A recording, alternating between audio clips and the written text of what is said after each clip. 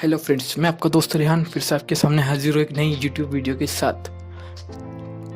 मैं काफ़ी टाइम बाद एक वीडियो बना रहा हूँ, नया टॉपिक लेके आया हूँ क्योंकि इसलिए मुझे टाइम लग रहा है वीडियो वापस बनाने में, क्योंकि मेरे एग्ज़ाम अभी नज़दीक हैं। मैं तो खुद की भी प्रिपरेशन कर रहा हूँ, इसलिए मुझे वीडियो बनाने का टाइम नहीं मिल पा रहा है। मुश्किल से मैं टाइम निकाल के आपके लिए वीडियो बना रहा हूँ, तो कीप सपोर्ट, मुझे सपोर्ट कीजिए, वीडियो को लाइक सब्सक्राइब कीजिए।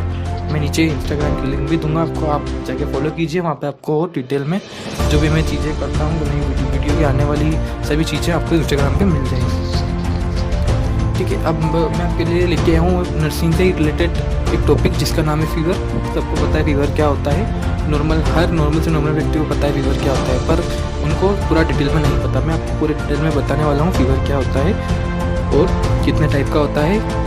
कई लोग ऐसा मानते हैं कि फीवर एक डिसीज़ है। नहीं, फीवर कोई डिसीज़ नहीं है, फीवर एक सिम्टम है जो कि हमारी बॉडी में होने वाली डिसीज़ की वजह से होता है।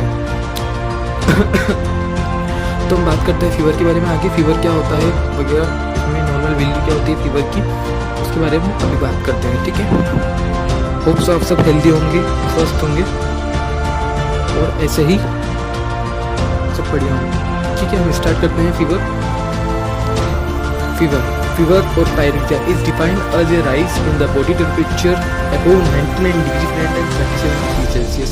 फीवर और पायरेक्सिया, हम फीवर नाम से तो सब जानते हैं फीवर, लेकिन पायरेक्सिया ये क्या चीज़ है? यही फीवर का नाम है जो कि अपनी मेडिकल लैंग्वेज में बोला जाता है पायरेक्सिया। तो हम कहीं भी सुनते हैं इनको पायरेक्सिया को, तो हम समझते हैं कि नहीं यार कोई बहुत बड़ी बीमारी है। नहीं भैया, फीवर है, नॉर्मल फीवर को हम पायरेक्सिया बोलते हैं, पायरेक्सिया को ही फीवर बोलते हैं। मेडिकल नाम है पायरेक्सिया फीवर। ठीक है, मैंने क्या बोला? फीवर और pyrexia is defined as a rise in the body temperature about 99 degree Fahrenheit and 37 degree Celsius. यानी फीवर और पायरेक्सिया अगर बढ़ता है बॉडी में, ठीक है, फीवर और पायरेक्सिया यानी बॉडी का टेम्परेचर बढ़ता है और बढ़ते बढ़ते 99 डिग्री फ़ारेनहाइट या सेल्सियस में देखते तो 37 डिग्री सेल्सियस होता है, तो उस कंडीशन को हम कहते हैं फीवर। ठीक है, उस कंडीशन को हम फीवर कहते हैं। अगर 99 डिग्री फ़ारेनहाइट 37 डिग्री सेल्सियस अगर अपना फीवर होता है, तो सेल्सियस में 37 होता है और फ़ारेनहाइट में 99। ठीक है, दो टाइप से हम फीवर नाप सकते हैं, डिग्री सेल्सियस और डिग्री फ़ारेनहाइट। ठीक है, आगे हम बढ़ते हैं। The cause of fever, one infection disease of the nervous system, certain malignant neoplasm blood disease such as leukaemia, embolism and thrombosis. अब फीवर क्या चीज़ है? फीवर क्या कोज करता है, किस वजह से फीवर आता है? ये जानते हैं कि जब भी हमारी बॉडी में कोई इन्फेक्शन होता है, या कोई नर्वस सिस्टम से रिलेटेड कोई डिसीज होती है, या कोई ब्लड डिसीज होती है, या जैसे हम मानते हैं ल्यूकेमिया कैंसर को कहते हैं, एम्बोलिज्म, थ्रोम्बोसिस, प्लेटलेट बताया था। तो इस वजह से अपनी बॉडी, जब भी मैंने जब आपको जैसे कि बताया, अपनी बॉडी में कोई भी डिसीज प्रेजेंट रहेगी तो सबसे पहला सिम्टम ही फीवर होगा, सबसे पहले हमें फीवर ही आएगा, जिसकी वजह से हमें पता लगता है कि हमारी बॉडी में कुछ ना कुछ गड़बड़ है। फिर हम डॉक्टर के पास जाते हैं, डॉक्टर चेक करता है और जो भी है वो पता लगाता है आपको क्या तकलीफ है, फिर वो आगे ट्रीटमेंट करता है। ठीक है, हमने इतना जाना, हम आगे बढ़ते हैं। Heat stroke from exposure to environment, dehydration, surgical trauma, crushing injuries, skin abnormalities. ठीक है, अब हम क्या देखते हैं इसमें, जब हमारी बॉडी का इंटरनल टेम्परेचर बढ़ता है, किस वजह से बढ़ता है?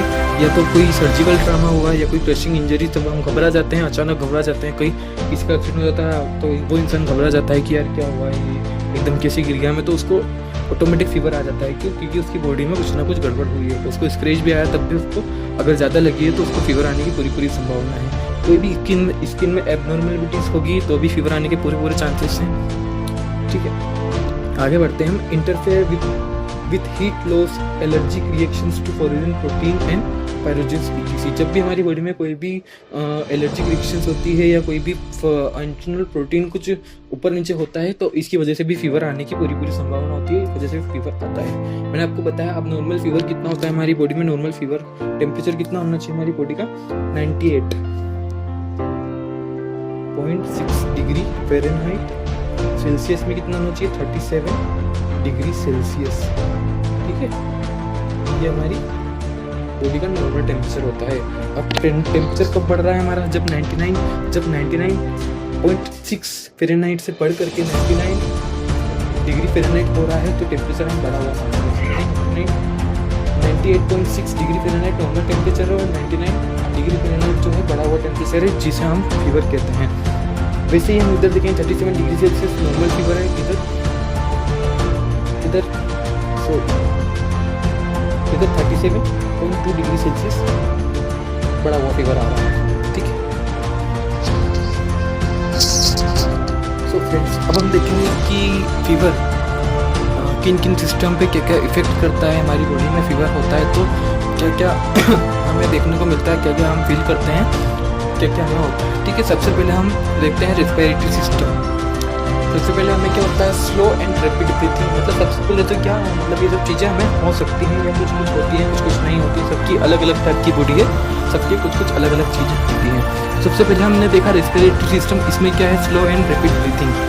स्लो एंड रैपिड ब्रीथिंग क्या है, मतलब हम सांस लेने में हमें तकलीफ होती है या हम सांस ज़्यादा ही लेते हैं, ऐसे हाँफते हैं, या हमें सांस लेने में तकलीफ होती है, घुटन होती है, तो इसे हम स्लो एंड रैपिड ब्रीथिंग बोलते हैं। ये हुआ रेस्पिरेटरी सिस्टम। अब हम नेक्स्ट देखते हैं सर्कुलेटरी सिस्टम।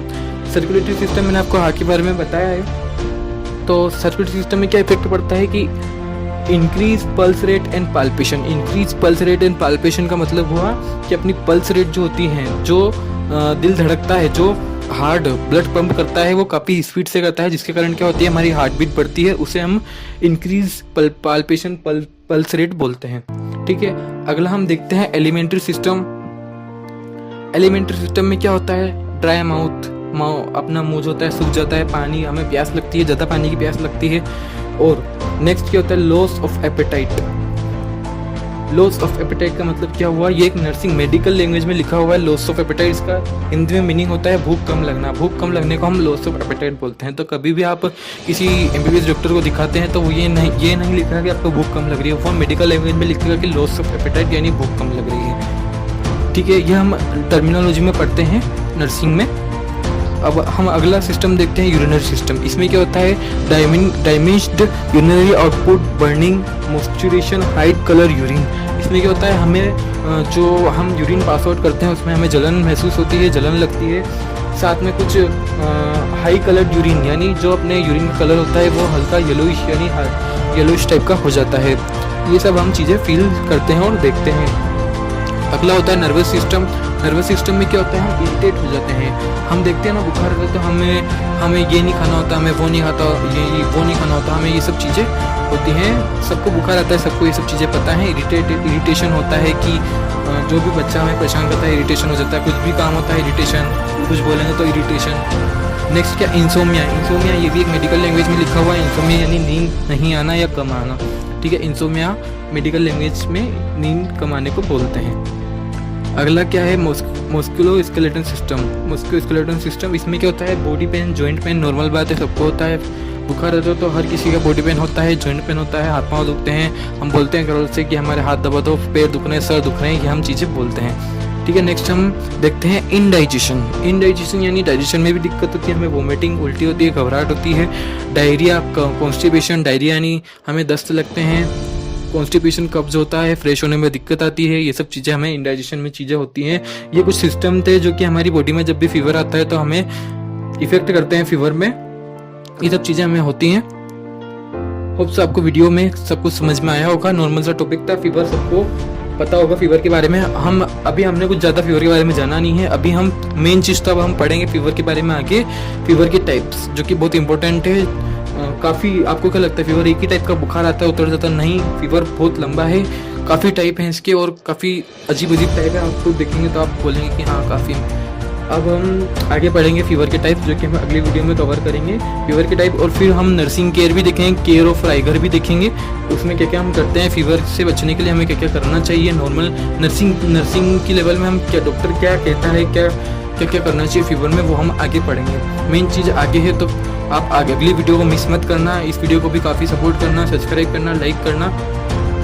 और जितना आप रिस्पॉन्स करेंगे उतना मेरे को अच्छा लगेगा, क्योंकि बिल्कुल वीडियो पे रिस्पॉन्स नहीं आता है।